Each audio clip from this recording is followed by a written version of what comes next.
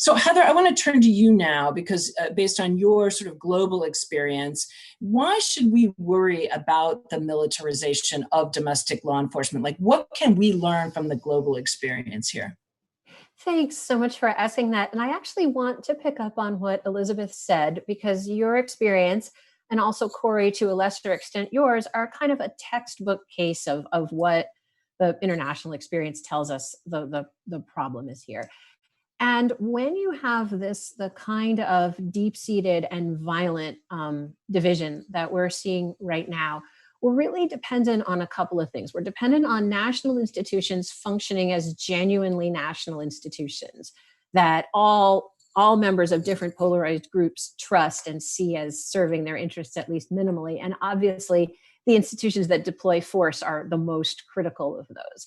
But second, we're also really dependent on leaders of each group being able to speak to their own group members about what norms are.